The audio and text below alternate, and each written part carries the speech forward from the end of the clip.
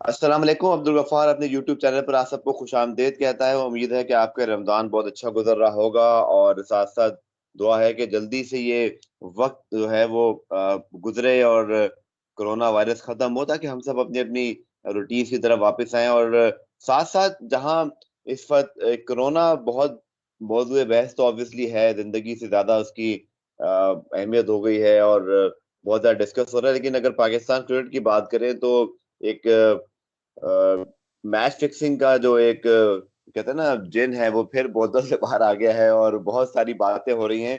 और चूंकि मुझ समेत बहुत सारे जो हमारी यंग जनरेशन है रिपोर्टर्स की, या आप समझ लें कि जो अब जिन्होंने इस चीज को ज्यादा समझना शुरू किया, तो रेफरेंसेस लेने पड़ते हैं। 90s में हुआ सब कुछ, ये जस्टिस कयूम रिपोर्ट हो, जस्टिस एजाज रिपोर्ट हो, भंडारी कमीशन हो, और इसके अलावा पता नहीं कौन कौन सी इंक्वायरीज हुई थी।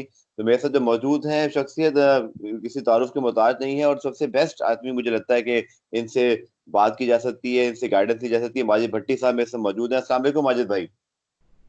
जी वालेकुम अस्सलाम अब्दुल वफ़ार। तो माजिद भाई, हम समझ रहे थे कि आ, इस क्वारंटीन लाइफ में और जब क्रिकेट नहीं होगी तो शायद पता नहीं खबरें कहाँ से आएंगी, लेकिन खबरें आ गईं। और रोज एक खबर आती है और एकदम से फिर भूचाल आ जाता है। तो पहले तो सर ये बताएं माजिद भाई, आपके लिए ये एक्सपीरियंस, उस जमाने में तो आपने सब ये कवर किया, आप सब बहुत अच्छी तरह इस चीज को जानते हैं। इस चीज का एकदम से दोबारा उभर के सामने आना, सलीम मलिक का एक बयान आना, उसके बाद ये सब कुछ होना, क्या कहेंगे सर आप? देखें, एक दो चीज़ें इसमें कोई अचंभे की बात हमें उनमें नज़र आती है। जैसा सलीम मलिक माफ़ी मांग रहे हैं, जी। या अताउर रहमान 20-21 साल बाद एतराफ़ कर रहे हैं। अदरवाइज़ मोस्टली तो गफ़ार वही चीज़ें हैं जो हम साला साल से रिपोर्ट करते रहे, उनको सुनते रहे, उनके बारे में। उस ज़माने में ज़ाहिर है इलेक्ट्रॉनिक मीडिया नहीं था, डिजिटल मीडिया नहीं था, फिर सोशल मीडिया नहीं था। अब तो देखें, अब तो मीडिया का एक तूफान बरपा है। सुबह अखबार आने से पहले पहले खबर का इतना ज़्यादा पोस्टमार्टम हो जाता है कि खबर बनाने वाले को, अखबार की खबर बनाने वाले को भी सोचना पड़ता है कि कोई ऐसा एंगल रखूं कि ताकि सुबह तक उसमें कोई नई बात रहे। लेकिन बहरहाल इन तमाम रिपोर्ट्स में पहली रिपोर्ट जो थी वो 1994 में, जब टिम में, शेन वॉन और मार्क वॉ का जब इल्ज़ाम सामने आया था सलीम मलिक के बारे में, तो वो जी जी। पहली रिपोर्ट थी जस्टिस फ़खरुद्दीन जी इब्राहिम की रिपोर्ट। फ़खरुद्दीन जी इब्राहिम कमीशन बनाया था, आरिफ अली ख़ान अब्बासी ने उस वक्त पाकिस्तान क्रिकेट बोर्ड के सीईओ थे। उसके ठीक है। बाद फिर एजाज यूसुफ, ये भी पीसीबी की इंटरनल रिपोर्ट थी, इंटरनल कमीशन बना था। एजाज यूसुफ था, नुसरत अजीम थे, और मेरा ख्याल मियाँ मुनीर थे। ये 3 मेंबर कमीशन था। लेकिन एजाज यूसुफ, कोयटा से उनका ताल्लुक था, जी जी। ताल्लुक था क्या, बल्कि अभी भी ताल्लुक है। उनके भाई जावेद यूसुफ कमर मरहूम, वो हम्म। कराची में रहते थे, हम्म। क्रिकेट की अंपायरिंग करते थे। तो जी उसने जी। रिपोर्ट दी। फिर जस्टिस कयूम कमीशन, एक तो हाई लेवल कमीशन था। फिर पाकिस्तान क्रिकेट बोर्ड के सीईओ जो थे माजिद खान, जी जी। उन्होंने, प्रेसिडेंट ऑफ पाकिस्तान उस वक्त पीसीबी के पेटर्न इन चीफ होते थे, तो रफ़ीक तारड़ साहब को उन्होंने लेटर जो लिखा था, तो प्रेसिडेंट ऑफ पाकिस्तान ने वो कमीशन फॉर्म किया था। मेरे ख्याल में वो एक कॉम्प्रिहेंसिव डॉक्यूमेंट है। मैं 150 साल की वो रिपोर्ट है। अगर आपको मौका मिले तो पढ़िएगा। अगर आप के पास वो रिपोर्ट नहीं है तो मुझे बताइएगा, मैं आपको वो पीडीएफ की फाइल फॉरवर्ड कर दूंगा। बड़ी जी, इंटरेस्टिंग मैं है। है पढ़ी मैंने इसको काफी मर्तबा। तो नौजवानों के लिए तो देखें, मेमोरी को रिकॉल करने के लिए या हमारी तारीख को जानने के लिए वो एक कॉम्प्रिहेंसिव डॉक्यूमेंट है। और जो बिल्कुल चौथा ठीक है। कमीशन था वो था जस्टिस करामत नज़ीर भंडारी ने। उसका जो मैंडेट था वो बड़ा महदूद था। भंडारी ठीक है। कमीशन को 99 वर्ल्ड कप की तहकीकात दी गई थी। लेकिन इन चारों रिपोर्ट्स में अगर एक चीज़ को हम कॉमन कहें कि पाकिस्तान के प्लेयर्स ने मैच फिक्सिंग और स्पॉट फिक्सिंग तो की। अच्छा, एक एहतसाब कमीशन जो था सैफुर रहमान का, उसने भी इन्वेस्टिगेशन की थी, लेकिन वो पुलिस स्टाइल में। और कहते हैं कि वही कमीशन था जिसमें शायद ले दे के कुछ खिलाड़ियों को कुछ शक का फायदा दिया गया, या जिनको इस कहानी से निकालने की कोशिश की गई। लेकिन जो कॉमन चीज़ थी वो ये थी कि पाकिस्तान के प्लेयर्स 1993 में इमरान खान के जाने के बाद, और फिर मेरा ख्याल 2000 मई 2000 में जब जस्टिस कय्यूम की रिपोर्ट मंजर आम पर आई, दोनों हाथों से इन्होंने मैच को लूटा है। जीते हुए मैच हार गए, इन्होंने जानबूझकर अंडर परफॉर्म किया। बल्कि अब तो देखें, रिसेंटली एक राना नवीदुल हसन का इंटरव्यू आया। राना जी जी। नवीदुल तो 2009 की बात कर रहे हैं कि यूनुस खान को लेट डाउन करने के लिए, एक तो वो खबर आई थी ना, खिलाड़ी ने कुरान पर हलफ किया। उन्होंने बिल्कुल कहा बिल्कुल, जो तो जी 2009 में हाँ, सीनियर प्लेयर ने यूनुस खान से नाराज होकर उनको गिराने के लिए, यूनुस खान को कप्तानी से हटाने के लिए 2009 में अंडर परफॉर्म किया, और न्यूजीलैंड के ठीक है। खिलाफ वनडे सीरीज हार गए यूई में, जिसके बाद फिर यूनुस खान ने एहतजाजन कप्तानी छोड़ी। तो हमारी क्रिकेट की तारीख तो बहुत भयानक है मेरा ख्याल बिल्कुल में। ठीक, माजिद भाई ने जो बात की ना 2009 की, तो मैं तो आप सबसे जरूर कहूंगा, एक तो आपने वो वीडियो जरूर देखनी जो जिसकी ऑलरेडी बड़ी जबरदस्त व्यूज आए हैं माजिद भट्टी साहब के साथ, जो मैंने जिक्र किया था। और उस पर जब हम रिकॉर्डिंग कर रहे थे तो हमारे पास ये टॉपिक था कि हम सोच रहे थे कि माजिद साहब के साथ आज हम वो बातें करेंगे, बहुत डिटेल वो हमने बात की और बड़ा उसको सराहा गया कि बगावतें जो हुई कप्तानों के खिलाफ, चले वो तो माजिद भाई एक पार्ट है ही है हमारी हिस्ट्री का, कि हमारी टीमों ने या हमारे खिलाड़ियों ने अपने कप्तानों को लेट डाउन किया। लेकिन फिर जब ये मैच फिक्सिंग की बात हुई, इसमें दो बातें हैं माजिद भाई। ऑब्वियसली ये बात जैसे आप भी कर रहे हैं और बहुत सारे और सीनियर जर्नलिस्ट भी कह रहे हैं कि जो पुरानी बातें हैं उनको अब मेजोरिटी सिवाय सलीम मलिक, मैं आपको कल टीवी पे सुन रहा था जियो सुपर पे, आपने भी बात की कि सलीम मलिक ने शायद जो अपने फैन से माफी मांग ली या एक आध और चीज। लेकिन माजिद भाई एक तासर ये भी है कि क्योंकि जैसे आपने कहा कि माजी अच्छा नहीं है, और वो कहते हैं ना कि धुआं वहीं से उठता है जहां आग लगी हो, और फिर ऑब्वियसली जितनी सारी बातें निकलती हैं। एक चीज आपने रिपोर्ट भी की, पीसीबी या आईसीसी, जो मैंने भी अपनी तहकीक की, बड़े ही इस मामले पे खामोश हैं और शायद कोई रिएक्शन भी ना आए। लेकिन आप क्या समझते हैं, ये जो चीज चल पड़ी है इसका एंड अब क्या आपको नजर आता है? देखें अब्दुल गफ्फार, ये वो कीचड़ है जो पड़ी हुई है इस ज़मीन के ऊपर। अगर हम इस कीचड़ में से गुजरने की कोशिश करेंगे तो ज़ाहिर है छींटे पड़ेंगे, हमारे कपड़े ख़राब होंगे, या इस कीचड़ को उठा के हम अपने बदन पर मल लेंगे। लेकिन बदनामी तो देखें जितनी हो चुकी, अब शायद उससे ज़्यादा बदनामी होगी, क्योंकि मीडिया का जो एक खेल है जो जरिया मीडिया है बहुत वो ज्यादा। काफ़ी वसी हो गया है। जिस तरह हम ठीक थोड़ी है। देर पहले बात कर रहे थे कि electronic media, digital media, social media, तो पाकिस्तान की बहुत ज़्यादा बदनामी है। देखें इस वक्त हमारे मुल्क को इस कोरोना की वबा की वजह से वैसे ही चैलेंजेस का सामना है। हमारे करोड़ों लोग ठीक है। बाहर से बेरोजगार होकर आ रहे हैं।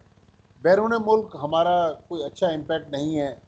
हम कोई एज ए नेशन कोई अच्छे अल्फाज में लोग हमें याद नहीं करते। तो अब अगर ये हमने 20-21 साल पुरानी कहानी को खोल लिया, हासिल कुछ नहीं होना। लेकिन दो चीज़ें हैं जो मैं बार बार पिछले हफ्ते 10 दिन से उनको रिपीट कर रहा हूँ।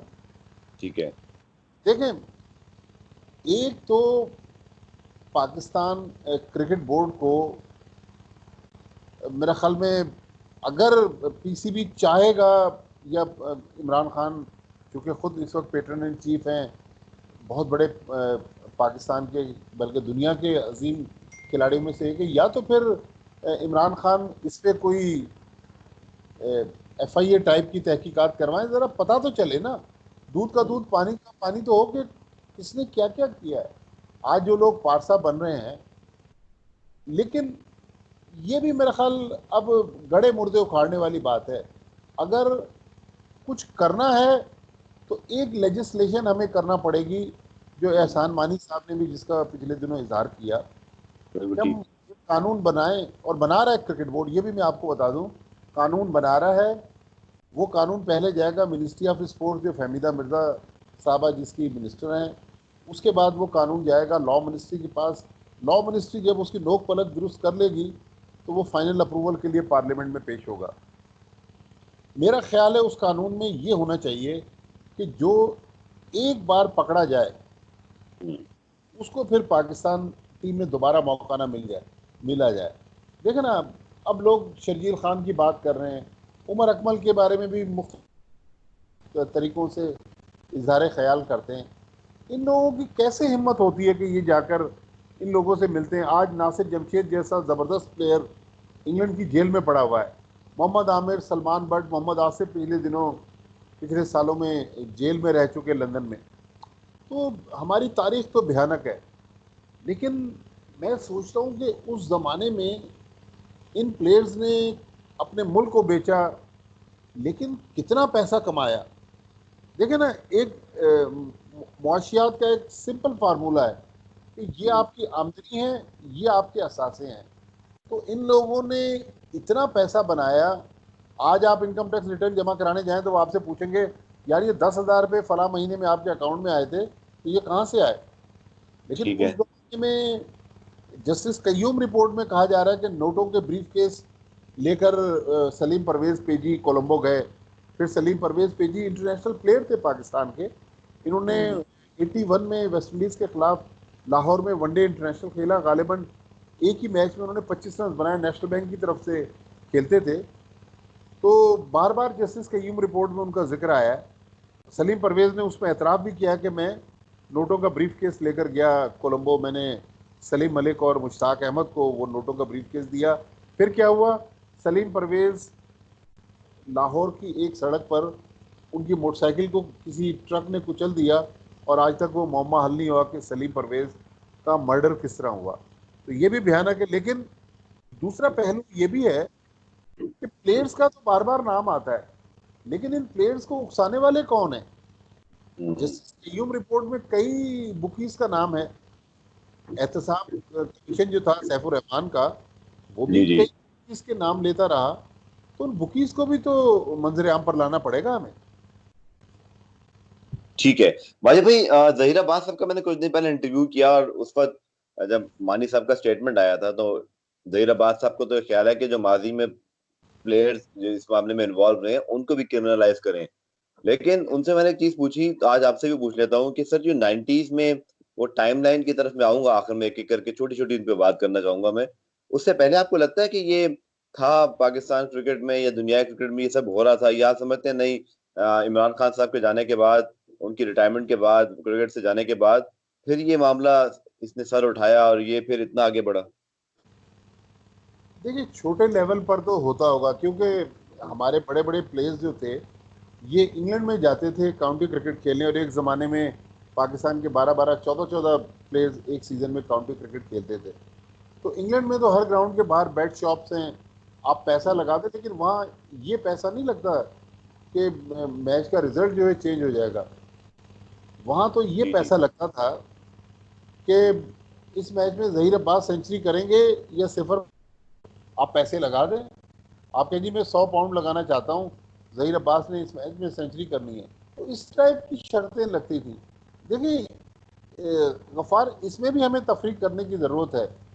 एक मैच फिक्सिंग, स्पॉट फिक्सिंग वो है जो पहले से तय होता है कि ये टीम ये मैच जीतेगी या ये टीम ये मैच हारेगी। स्पॉट फिक्सिंग ठीक ये है। होता है जिसको फैंसी फिक्सिंग कहते हैं, कि ये जो कल मैच होने वाला है इसमें फला बैट्समैन 50 रन क्रॉस नहीं करेगा, या मैच की पहली बॉल फला बॉलर कराएगा, वो वाइट बॉल होगी। ये फैंसी फिक्सिंग होती है, किसी भी एक चीज़ पर शर्त लगाना। लेकिन शर्त लगाना तो चलें, दुनिया में बहुत सारे मुल्कों में लीगल है। लेकिन ये मैचों के रिजल्ट चेंज कर देना, मेरा ख्याल में ये जो 93 से लेके और फिर 2000 तक और उसके बाद भी हुआ, लेकिन उसका थोड़ा मेरे ख्याल में दायरा इतना वसी नहीं था। लेकिन वो जो 7 साल का पीरियड है जो हम कहानियाँ सुनते हैं, मेरा ख्याल होश उड़ा देने वाली कहानी है। अगर इन खिलाड़ियों में से जो इस स्कैंडल में इन्वॉल्व रहे या इस स्कैंडल को अपने करीब से देखते रहे, अगर इनमें से कोई किताब लिख दे ना हकायक पर मबनी, तो मेरा ख्याल वो बहुत ही भयानक किताब होगी। ठीक है। माजे भाई, फर्स्ट टाइम ये एग्जैक्टली आपने भी अपने कैरियर में कब रिपोर्ट किया, समझते हैं कब पाकिस्तान क्रिकेट की तारीख 90s को अगर हम थोड़ा सा टाइमलाइन बनाना शुरू करें, कब पहली मर्तबा इस वाक़े को बड़ा संजीदगी से लिया गया, फिर पहली मर्तबा जो कमीशन या इंक्वायरी हुई, पहली मर्तबा ये सब कब स्टार्ट हुआ? देखिए 94 में जब ऑस्ट्रेलिया की टीम आई और उसने कराची, पाकिस्तान 1 विकेट से जीत गया। मुश्ताक जी। अहमद और तमामुल हक ने आखिरी विकेट की पार्टनरशिप पर शायद 52 या 54 रन बनाए। पाकिस्तान ने वो टेस्ट मैच जीता। उससे पहले जो सिंगर ट्रॉफी हुई है श्रीलंका में, उसमें इंतखाब आलम की अगर आप रिपोर्ट पढ़ लें, या जस्टिस कयूम रिपोर्ट में इंतखाब आलम और राशिद लतीफ़ के बयानात पढ़ लें, तो ये सिलसिला उस वक्त शुरू हुआ। लेकिन मिड 90s में फिर ये सिलसिला बहुत उरूज पर चला गया। पाकिस्तान क्रिकेट बोर्ड जो था वो बहुत सारी बातों को, कई बार वहाँ भी बोर्ड के लोग अपनी सीटें बचाने के लिए सच बोलने के लिए तैयार नहीं थे।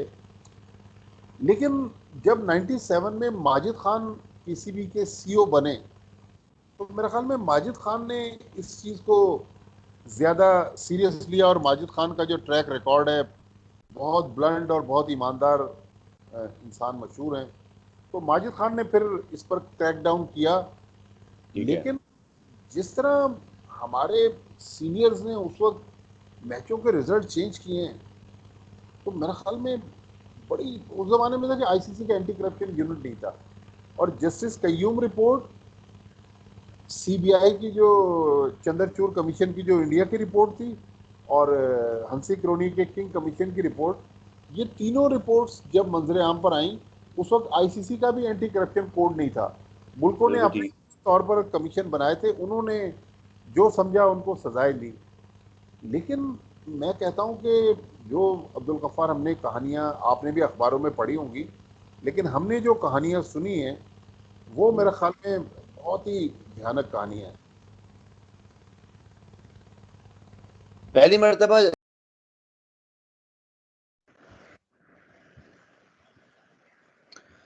जनाब, जहां कोरोना वायरस का बहुत चर्चा है, तो उसी तरह अगर हम मैच फिक्सिंग की बात कर लें, तो एक तूफान मचा हुआ है पाकिस्तान की मीडिया में, और ऑब्वियसली एक से एक के बाद एक बयान सामने आता है। और माजिद भट्टी साहब, लगता है आपको कोई इसका हासिल वसूल होगा, या इस वक्त पूरी दुनिया में जहां क्रिकेट इन्फो पाकिस्तान के भी पुराने मैचेस के जो है वो दोबारा से लाइव स्कोरिंग और रीट्रो लाइव वगैरह कर रहा है, पूरी दुनिया में बड़ी बड़ी पुरानी पुरानी यादों को ताज़ा किया जा रहा है, हम चुन चुन कर गड़े मुर्दे उखाड़ कर पाकिस्तान क्रिकेट के सामने ला रहे हैं। ऑब्वियसली मैं इसमें मीडिया को, बहुत सारे लोग मीडिया को कसूरवार कह रहे हैं, मैं बिल्कुल नहीं कहूंगा, क्योंकि जो हालात हैं या जो हमारा माजी रहा है, और ऑब्वियसली जब कोई क्रिकेटर बात करेगा तो वो तो खबर बन जाती है। तो माजिद भाई, होगा क्या इसका, आखिर क्या हुआ, एंड क्या है इसका? देखिए, बज़ाहिर तो मुझे इसका कोई एंड नज़र नहीं आ रहा, क्योंकि ये 20 साल पुराना केस था। 20-21 साल बाद अब वक्ती तौर पर तो हेडलाइन मिल गई, लेकिन इसमें सोचने वाली बात यह है, अब आपने क्रिक इन्फो की बात की, इंटरनेशनल मीडिया इसको हाईलाइट नहीं कर रहा। ये वो इवन कीचड़ है इवन माजिद भाई, इंडियन मीडिया ने इसको नहीं उठाया, बिल्कुल नहीं उठाया है। ये देखें, ये सारी चीजें मीडिया में आ चुकी है ना। अब वो हम्म। जो होता है ना कि 20 किस्तों का जो टीवी ड्रामा, कल मैं आपको बता भी रहा था, हाँ। तो वो ड्रामे के स्टार्ट में आता ना रिकैप, तो ये रिकैप है, लेकिन इसमें कोई नई चीज नहीं है।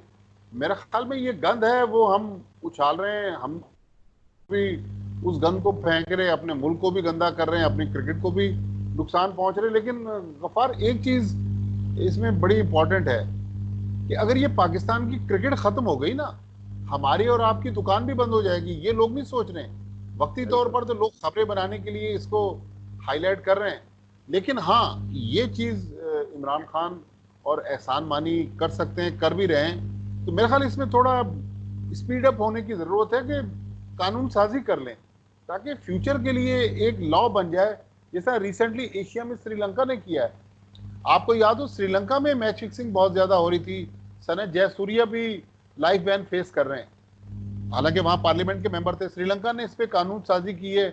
ऑस्ट्रेलिया न्यूजीलैंड में पहले ही लॉ बन चुका था।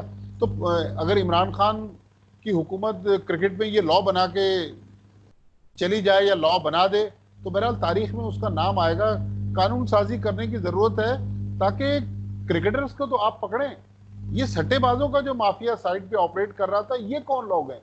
एफआईए को एक मैंडेट दे दें कि अगर कोई इन्वॉल्व होगा तो पुलिसिंग यहां तक गुंजाइश है, उनके अकाउंट्स पे एफआईए को एक्सेस दी जाए, हमारी एजेंसीज उनके टेलीफोन कॉल्स को टेप कर सके, सुन सके, तो बहुत सारे काम हो सकते हैं। लेकिन मेरे ख्याल में अगर Pakistan cricket board, Australia, New Zealand और श्रीलंका का जो कानून साजी हुई है, मॉडल को सामने रख के एक नया मॉडल बना ले हमारे अपने सिस्टम को, हमारे अपने कल्चर को देखते हुए, तो ये मेरा ख्याल इस वक्त की जरूरत तो ये कानून है। माजिद भाई बिल्कुल ठीक कहा आपने। हंसी क्रोनिया केस भी तो एक टेलीफोन कॉल से पकड़ा गया था, और फिर शाहिद अफरीदी जैसे अपने बुक में लिखा है कि मजहर मजीद का वो फोन जब कहीं ठीक होने गया और वहां पे वो मैसेजेस पढ़े गए, तो कहीं ना कहीं से चीज निकल आती है। आपने बिल्कुल ठीक कहा, अगर इसकी ज्यादा छानबीन की जाए। टाइमलाइन पे हम बात कर रहे थे माजिद भाई, जो आपसे पहले गुफ्तगू हुई, आई थिंक जो शेन वॉन और फिर मार्क वार्ड, टिम मे ने जब पहली मर्तबा सलीम मलिक पे इल्जाम लगाया था, आप समझते हैं वही एक बड़ी शुरुआत हुई थी, जहां से फिर ये सिलसिला अब तक रुका नहीं। स्पेशली 90s के एंड तक, 2000 में जब तक जस्टिस क्यूम रिपोर्ट नहीं आ गई, तब तक फिर ये मामला चलता ही रहा, फिर जाके कहीं ये थमा। देखिए, टाइमलाइन की जो आपने बात की ना, उससे पहले हम क्या सुनते थे कि रमजान क्रिकेट हो रही है, कराची जिमखाना के बाहर, ग्राउंड के बाहर लोग नोट लेके शर्तें लगा रहे हैं। हो सकता है कोई प्लेयर भी उसमें पैसे लेके अंडर परफॉर्म करते हों या मैच थ्रो कर देते हों, लेकिन जो असल बुनियाद बना, जिसने उसके बाद पूरी दुनिया को अपनी लपेट में ले लिया, कहते हैं ना कि पाकिस्तान ने दुनिया में बहुत बड़े बड़े काम किए। वर्ल्ड कप का कॉन्सेप्ट एयर मार्शल नूर खान लेकर आए, मैच रेफरीज और न्यूट्रल अंपायर का कॉन्सेप्ट एयर मार्शल नूर खान लेकर आए। लेकिन अनफॉर्चुनेटली ये जो बदनामे जमाना स्कैंडल है, जिसने लपेट में ले लिया, मेरे ख्याल में ये वही टाइमलाइन, आप बिल्कुल सही कह रहे हैं कि टिम में, शेन वॉन और मार्क वॉ अगर ये स्कैंडल नहीं उठाते तो शायद आगे जाके फिर किसी वक्त में आ जाता। लेकिन टाइमलाइन वहीं से शुरू हुई, वहीं से वर्ल्ड क्रिकेट ने इसको अपने लपेट में लिया। लेकिन गफार, एक बात तो बिल्कुल इसमें मेरा ख्याल उसमें दूसरी राय नहीं है कि हमारे बड़े बड़े नाम, जिसको हम हीरोज कहते हैं, रोल मॉडल कहते हैं, सुपरस्टार कहते हैं, वो यहां से लेके और पांव तक करप्शन में डूबे हुए हैं। तो लिहाजा ये भी एक हमारा एक अलमिया है कि वो रोल मॉडल जिनको हमें अपने बच्चों को उनकी अच्छी कहानियां बतानी चाहिए थी, शायद हमारी बात की जो नस्लें हैं, उनको जब उनकी माँ दादियाँ, नानियाँ कहानी सुनाएंगी, तो ये कहानियां भी सुनाएंगी कि देखिए हमारे क्रिकेट में भी क्या क्या होता था। अच्छा, Shane Warne, Mark Ward, Tim May के हवाले से जो फखरुद्दीन जी इब्राहिम का ऑब्वियसली एक इंक्वायरी कराई, आरिफ अली खान अब्बासी थे, अगर आप मुझे करेक्शन करें। जी, और बिल्कुल। और अब तक आरिफ अली खान अब्बासी कहते हैं कि जब वो क्लियर हो गया था मामला, तो उसके बाद किसी इंक्वायरी की जरूरत नहीं थी। एक तो ये बात। दूसरा, ऑस्ट्रेलिया के क्रिकेटर्स भी बहुत ताखीर से बोले, और उसके बाद उनके अपने यहाँ भी फाइन वगैरह हुए, और फिर ऑब्वियसली पाकिस्तान में सलीम मलिक को क्लियर करार दिया गया था। माजिद भाई, आपके पास उसमें मजीद इन डेप्थ क्या है, ये जो पूरा वाकया था? देखिए, एक पाकिस्तान टीम के लाइजन ऑफिसर होते थे, नाम मैं उनका भूल गया, कराची क्लब के भी मेंबर थे, बाद में पीआईए के स्टेशन मैनेजर थे न्यूयॉर्क में, मुझे वो न्यूयॉर्क में मिले थे। उन्होंने मुझे एक बार बताया कि मेरे जरिए ऑस्ट्रेलियन मैनेजर ने पैगाम भिजवाया था आरिफ अली खान अब्बासी साहब को। तो ये भी बड़ी एक इंटरेस्टिंग कहानी है कि सिडनी मॉर्निंग हेरल्ड का वो रिपोर्टर जिसने दुनिया में ये स्टोरी पहली बार ब्रेक की, वो कह रहा है कि मैं पाकिस्तान गया ऑस्ट्रेलिया की सीरीज कवर करने, वापस आया तो मैं किसी तफरीही मकाम पर अपनी फैमिली के साथ छुट्टियां गुजारने के लिए गया हुआ था। तो मेरे सोर्स ने मुझे फोन किया, उन्होंने कहा भाई तुम्हारे लिए बहुत बड़ा स्कूप है, अगर खबर चाहिए तो बताऊं। उसने कहा अच्छा बताएं। तो उसने ये स्कैंडल बताया। अच्छा, आरिफ अली खान अब्बासी साहब, इनकी भी बड़ी पाकिस्तान क्रिकेट में सर्विसेज हैं, बहुत बड़े एडमिनिस्ट्रेटर रहे हैं। लेकिन अब्बासी साहब भी रिवायती किस्म के एडमिनिस्ट्रेटर हैं, अपनी पुरानी बात को छोड़ने के लिए तैयार नहीं है। वो जो आपने कहा ना कि जस्टिस फखरुद्दीन जी इब्राहिम ने सलीम मलिक को क्लियर किया, बिल्कुल क्लियर किया। लेकिन इस बिना पे क्लियर किया कि वो तीनों पाकिस्तान में उन्होंने आकर अपीयर होने से इनकार कर दिया। ठीक है। चूंकि वो अपीयर नहीं हुए, उन्होंने आके बयान रिकॉर्ड नहीं किया, तो फखरुद्दीन, वो भी कानून के एक बहुत बड़े माहिर थे, उन्होंने फिर शक का फायदा सलीम मलिक को दिया और सलीम मलिक बरी हो गए। लेकिन सलीम मलिक पे जो इल्जाम था वो खत्म नहीं हुआ। और थोड़ी तारीख में आप आगे जाएं तो 98 में जब ऑस्ट्रेलिया की टीम पाकिस्तान के टूर पे आती है, तो यही तीनों खिलाड़ी लाहौर में फिर जस्टिस कय्यूम के सामने पेश हुए। उसका जस्टिस कय्यूम रिपोर्ट में भी नाम, ये पूरा बयान इन खिलाड़ियों का मौजूद है। और मेलकम स्पीड उस वक्त क्रिकेट ऑस्ट्रेलिया के सीईओ थे, बाद में आईसीसी के सीईओ बने। उन्होंने भी अपनी किताब स्टिकी विकेट में इस चीज का जिक्र किया है। तो देखें, ये जहां तक पाकिस्तान की तारीख है, ये तो चेंज नहीं हो रही। इनके जो जुर्म हैं वो खत्म नहीं हो रहे। हाँ, ऑस्ट्रेलियन खिलाड़ी भी करते थे, लेकिन उनके मुल्क ने उनको सजा दे दी। उन्होंने श्रीलंका में शायद कुछ किया था, उसमें उनके मुल्क ने शायद $5,000 फाइन कर दिया। लेकिन उसको हम अपने आप से लिंक ना करें ना। ठीक है। आमिर सोहेल, मुझे याद है जब 98 में पाकिस्तान पिशावर टेस्ट जिम्बाब्वे के खिलाफ हार गया, आमिर सोहेल ने अरबाब नियाज स्टेडियम में खड़े होकर प्रेस कॉन्फ्रेंस में कहा कि मैं डमी कप्तान नहीं बनना चाहता। आमिर सोहेल को अपने 6 से 7 सीनियर प्लेयर्स पे शक था कि उन्होंने अंडर परफॉर्म करके मुझे हरवा दिया। तो ये देखें, ये पाकिस्तान का वो डार्क चैप्टर है जिसको हम जितना उछालना चाहेंगे हमें नई नई कहानियां मिलेंगी। बल्कि जो कहानियां मीडिया पर आई हैं, इससे भी ज्यादा खतरनाक कहानियां हैं। लेकिन मेरा ख्याल में इस चैप्टर को अगर हम यहीं क्लोज करें, हमसे मुराद मैं और आप नहीं है, मतलब हमारा जो एक क्रिकेटिंग सर्कल है, आगे बढ़ें। लेकिन पाकिस्तान क्रिकेट बोर्ड को ये नहीं कि उमर अकमल को अगर 3 साल सजा दे दी है कि इसलिए कि उमर अकमल माजी में बुरा था, ये फिर अक्रॉस द बोर्ड करना होगा। कभी किसी को हम लटका देते हैं, कभी किसी को छोड़ देते हैं। ये फिर हमें सिस्टम जो है हर एक के लिए लाना होगा। लेकिन जब तक एक हम सख्त कानून नहीं बनाएंगे, 2-4 लोगों को लटकाएंगे नहीं, निशाने इबरत नहीं बनाएंगे, तो उस वक्त तक ये मामला खत्म नहीं हो सकता। सलीम मलिक वाले वाकये के बाद ऑब्वियसली जब वो क्लियर भी हो गया माजिद भाई, तो उसके बाद जो ऑब्वियसली 99 के वर्ल्ड कप के बाद इस चीज ने ज्यादा सर उठाया और उसके बाद बहुत सारे इल्जाम लगे। लेकिन बीच में भी बहुत कुछ होता रहा। जस्टिस एजाज थे, इसके साथ साथ और दो बाकी इंक्वायरीज हुई।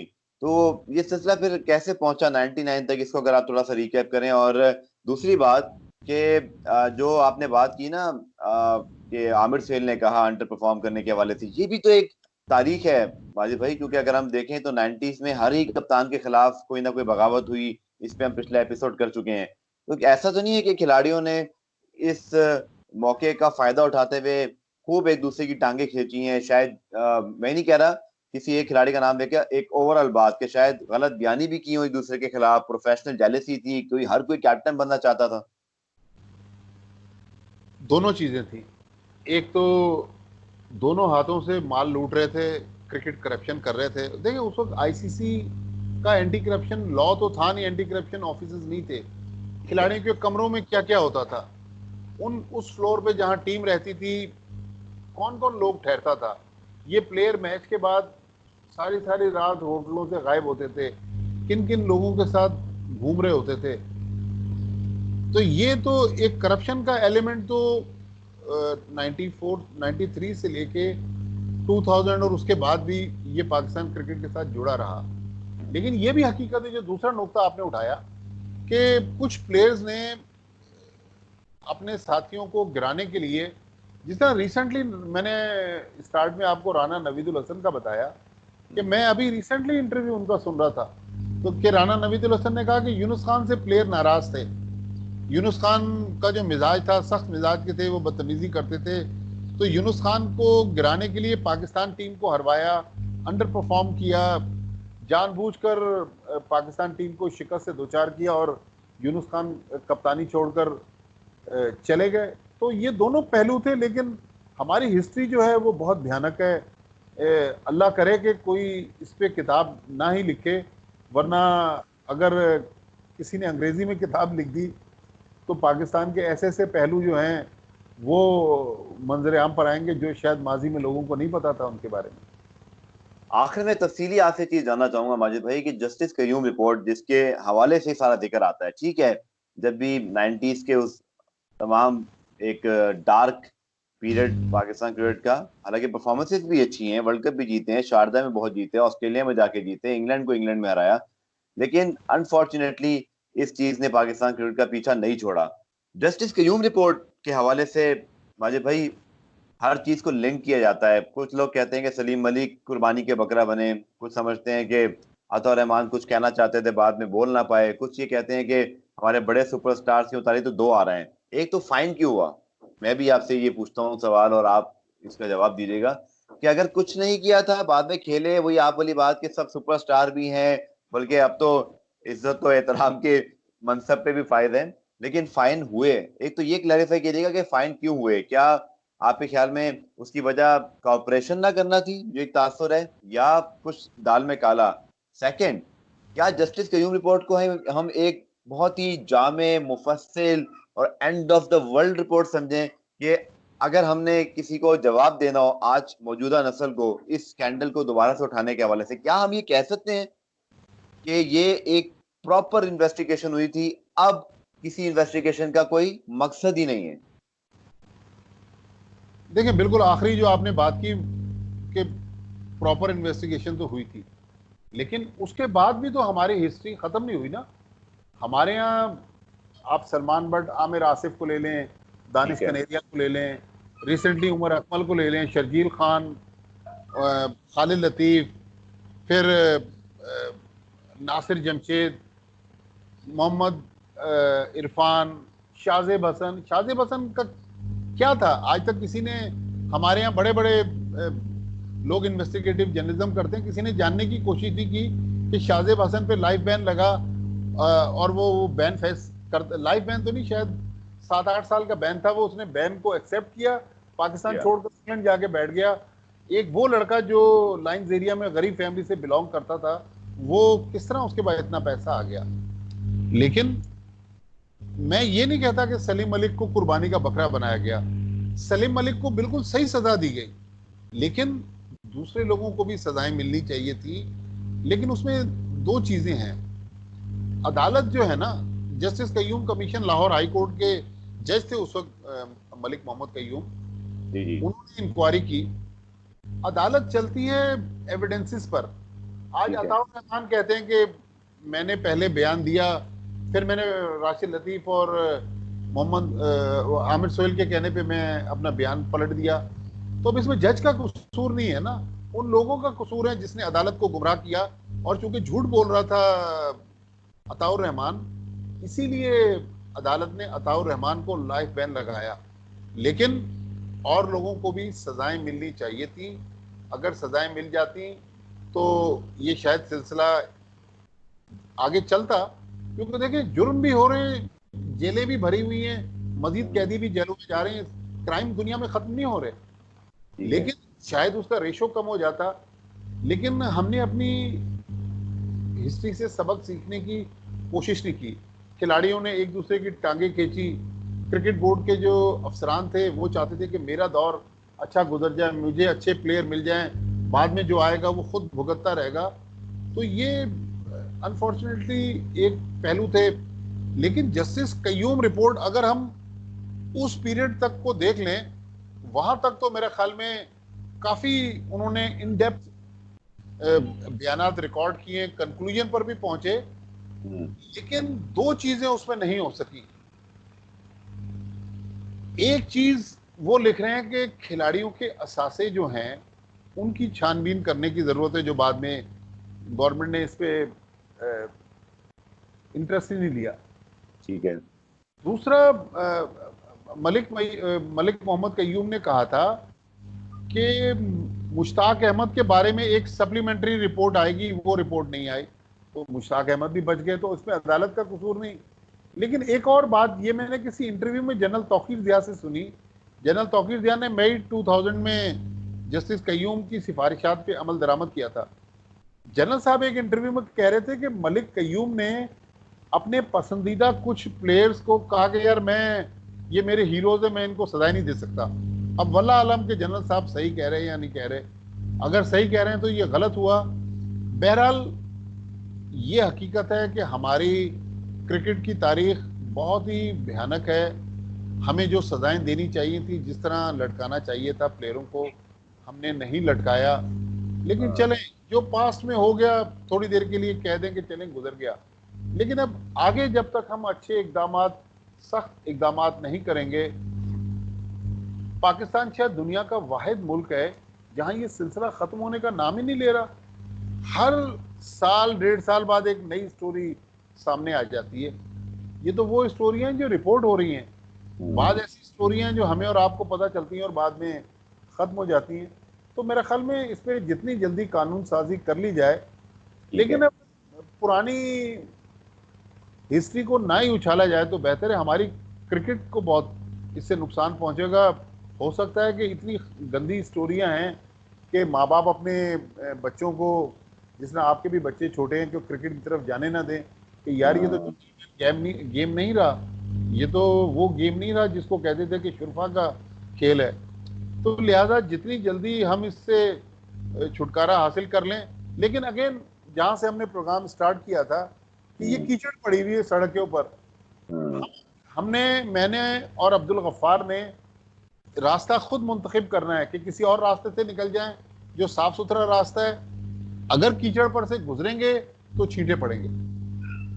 मुझे भी कितना अनफॉर्चुनेट है कि 90s की जिस टीम ने वर्ल्ड कप जीता और जितने बड़े बड़े सुपरस्टार्स, और इवन उनके अब भी रिकॉर्ड अगर आप उठा के देखें बीइंग अ क्रिकेटर, एक हम इन तनाज़ात को अलग रख दें, कितना अनफॉर्चुनेट है ना माजिद भाई के उस दौर जहां पाकिस्तान के सबसे बड़े सुपरस्टार्स आए लिमिटेड ओवर्स क्रिकेट में, टेस्ट क्रिकेट के अंदर हम वर्ल्ड चैंपियन बने, ये सब मिक्स हो गया उसके साथ। वरना ये वो जो एरा है पाकिस्तान क्रिकेट का, आई थिंक वो बहुत अच्छे अल्फाजों से याद रखे जाने के काबिल भी था। लेकिन अनफॉर्चुनेटली या तो हम इंक्वायरीज के बाद, जैसा आपने कहा कि कुछ चीजें पेंडिंग में चली गई, कुछ चीजें हमने उनको कंप्लीट नहीं किया, काम अधूरा छोड़ दिया, या तासुर ठीक ना कर सके।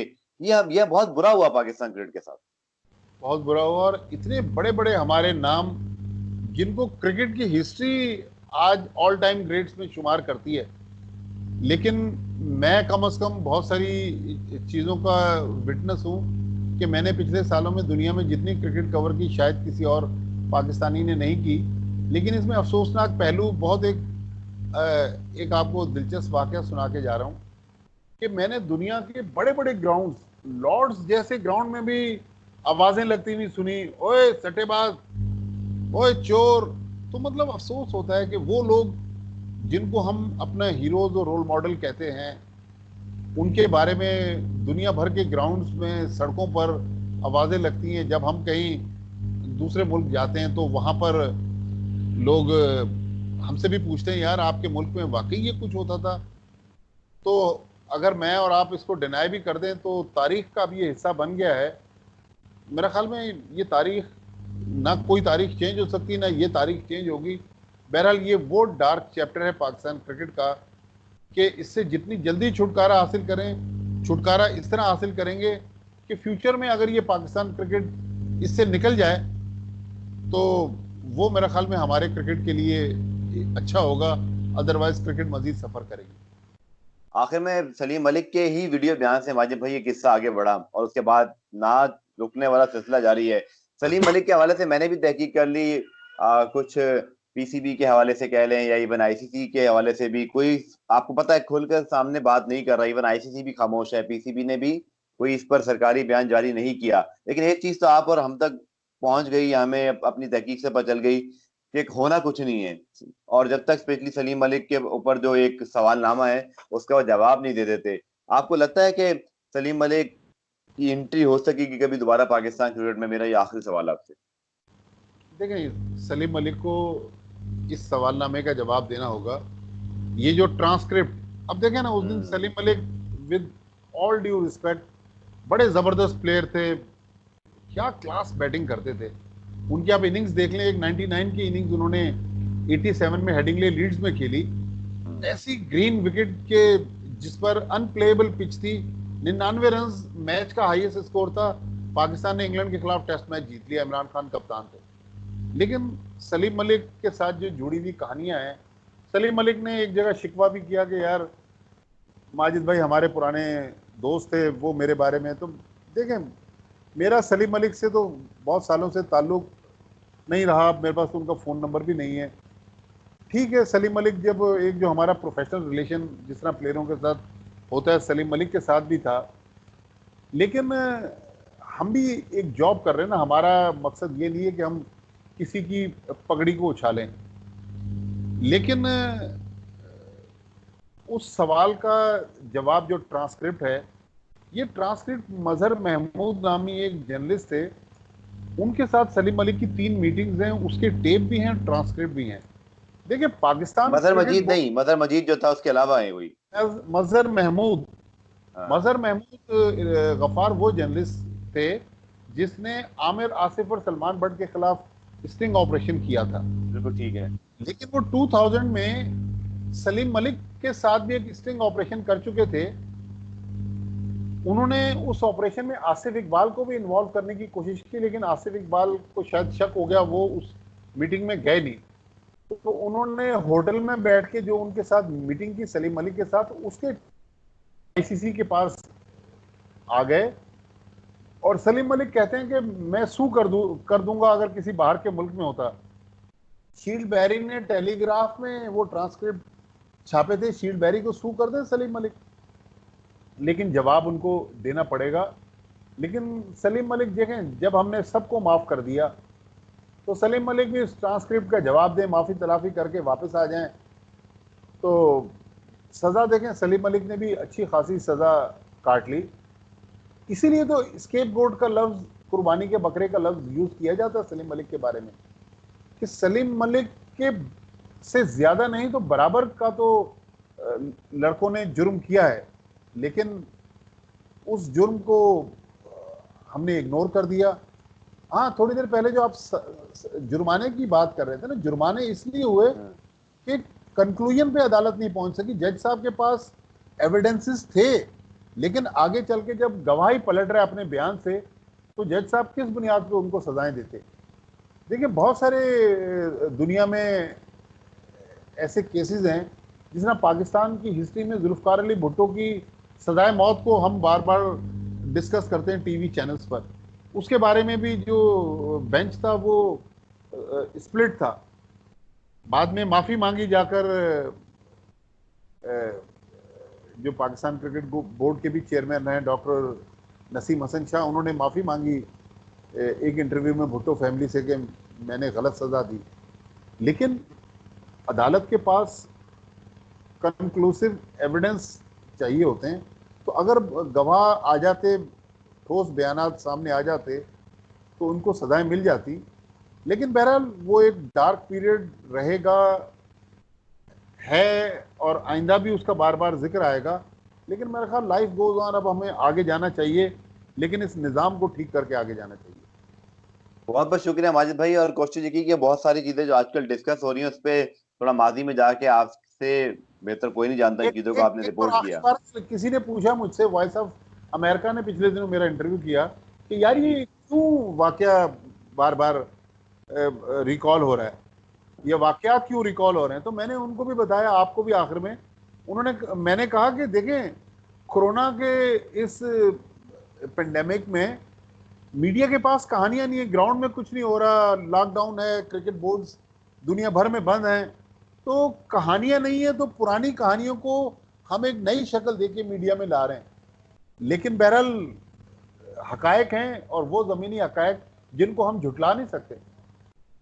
बिल्कुल ठीक कह रहे हैं, और मैं कहता हूँ कि जो आपने बात की ना मीडिया की, है जरूरत और ये तासुर भी है, लेकिन आई थिंक अगर सलीम मलिक कुछ कहेंगे, आरिफ अली खान अब्बासी कुछ कहेंगे, अगर आकिब जावेद कुछ कहेंगे, अगर अतौर रहमान बार बार अपने वीडियो पैगाम देने पर राजी हो जाएंगे या खुद भेजते हैं मुझे नहीं पता, तो खबर तो बनेगी और वो चलेगी भी, क्योंकि आखिर में पाकिस्तान क्रिकेट एक बहुत बड़ी न्यूज मेकर किस्म की प्रोडक्ट है, जहाँ कुछ भी आप भेज दें। पाकिस्तान हॉकी फुटबॉल नहीं है कि आप बड़े से बड़ा स्कैंडल भी ले आएंगे तो कुछ नहीं चलने वाला, लेकिन बार पाकिस्तान क्रिकेट शायद इसीलिए इतनी बड़ी है कि लोगों का इंटरेस्ट ज्यादा है, तो खबर भी उतनी ही बड़ी बन जाती है। माजिद भाई आपका बहुत बहुत शुक्रिया, और कोशिश की कि आपसे वो हकाइक जाने, मैं बजाय खुद कुछ कहूँ आपसे सुने, और वो चीज लोगों तक जरूर पहुंचे जिसका तस्करा वो बार बार टीवी पे देख रहे हैं, और एक थोड़ा समराइज करके ना, एक नटशेल के अंदर मैंने इसको बंद करने की कोशिश की। आपका बहुत बहुत शुक्रिया जिन लोगों ने इसको देखा, आपका भी बहुत शुक्रिया। कमेंट्स में अपने जो है वो रिप्लाई जरूर दीजिएगा, ताकि आने वाले एपिसोड्स के लिए हमारी रहनुमाई हो सके। अल्लाह हाफिज।